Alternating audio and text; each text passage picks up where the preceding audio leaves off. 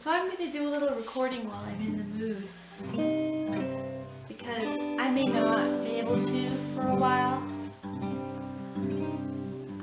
I'm probably going to be under some stress for the next couple weeks. There's like a really high chance. I'm going to put it at 80% because I don't know yet. There's 70 to 80% chance I will put my notice in at work next week.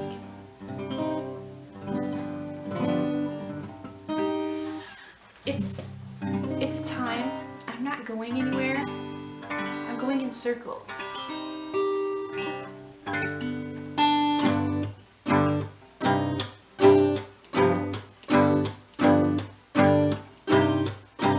And if you're a fish and you're going in circles, that's called whirling disease. So I'm just gonna play. I might, let's see, we'll see if I run out of time here. I'm gonna start forming some myths for myself and my life. And anyone who wants to listen or watch can. They're true, but fiction. I embellish everything. Gotta make it more fun. Some things I do not have to embellish because some things and people are just amazing on their own. So I'm in the process right now. I might be working on what I call intersectionality in my life, but it's more like a grid pattern. I might even have to draw a map for it of how lives and things and events intersect. Because there might be a pattern and it might be interesting. It is interesting when you intersect with someone else. It can be a crash. It doesn't have to be an accident when you intersect. It can be a good thing. And one of the things I'm developing is a character that I'm calling Saint Alexander. I'm not sure where he's from. I think he's going to be of this imaginary place called Carrick, which is based on Cork, Ireland. There's a big fish on a church there on St. Anne's, this big fish, and it's a weather vane. So this giant fish towers over the hill there, and when the wind blows, this giant fish turns in the stream, in the air, this big salmon. And I find that just really amazing. And I also think of Mary Poppins, which I don't like that movie, but in Mary Poppins I believe it's a weather vane, and when it turns, the weather turns, and Mary Poppins either comes in for a landing or she leaves. And I'm always looking for the fish in my life. It's a really important symbol in my life, is that fish.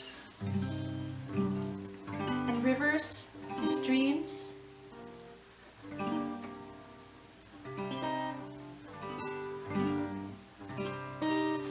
Now, fish don't usually fly. Sometimes there's other things that fly. So in my there's a lot of flying things, not just flying fish, in this character I'm developing, and I'm not quite sure how this character intersects in my life. Alexander of Carrick, that's Carrick with the A-R. There's flying elements to it though. Here we got this Redbreast whiskey, which is highly associated with Alexander of Carrick, and it is good.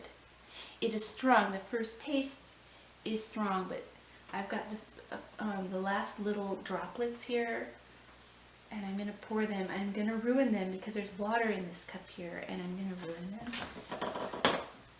So we've got flying fish and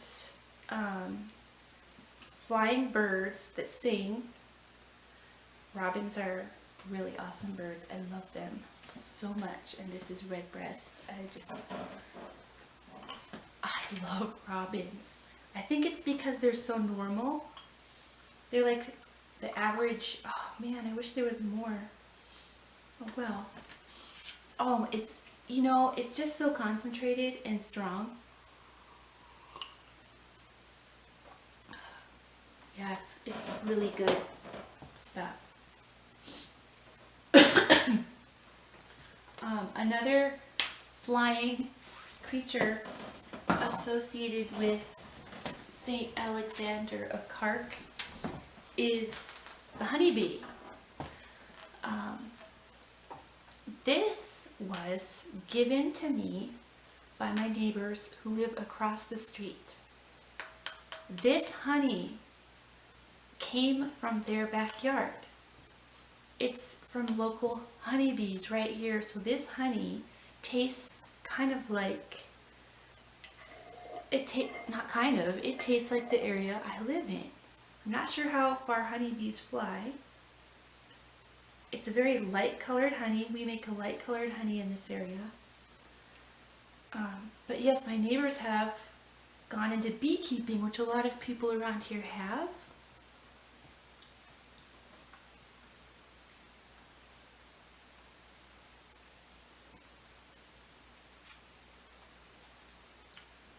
The taste is a little bit corrupted by the redbreast.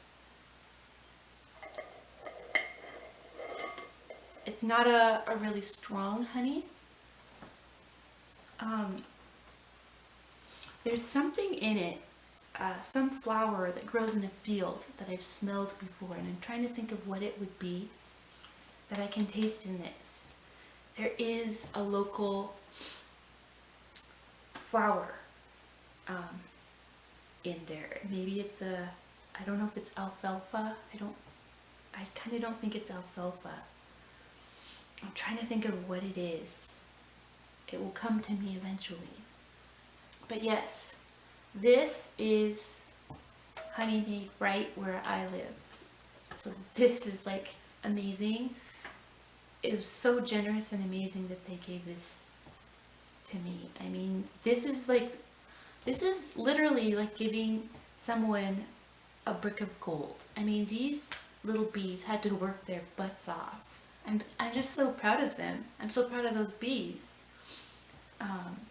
Honeybees are amazing, although I don't think you should let them live in your house with you. Not exactly, yeah. I think they would make better honey out in a little beehive in a home of their own. I'm not saying that jar was made in the walls of someone's house. It wasn't. But there are some people who allow bees. They can, never mind. I'm not going to say anything more.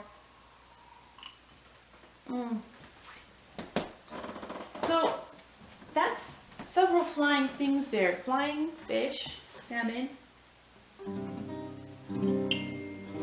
My family basically has a religion around the trout and the salmon.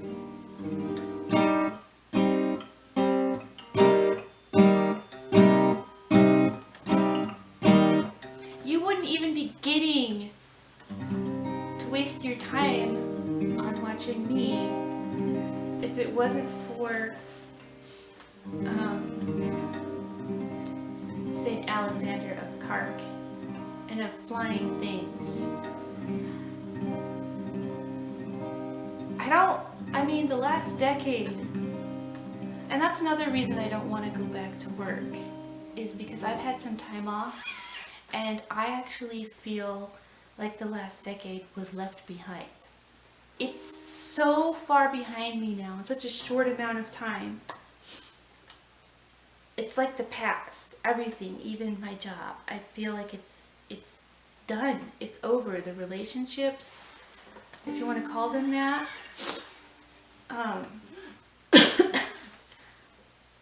I feel like it was a long time ago, like it was a decade ago. And I really don't want to go back and continue that. And I have no idea where I'm going next or what I'm doing.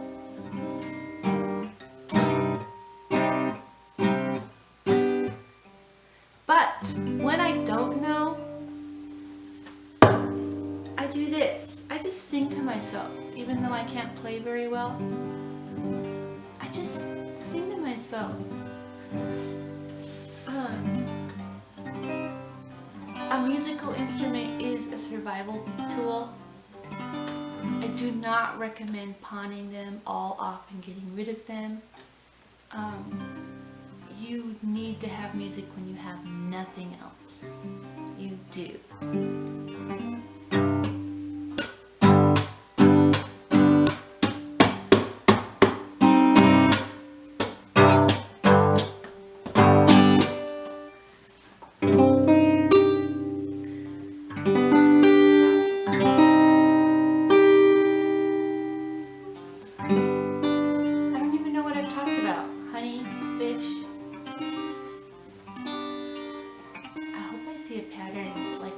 Watch this. I hope I see something.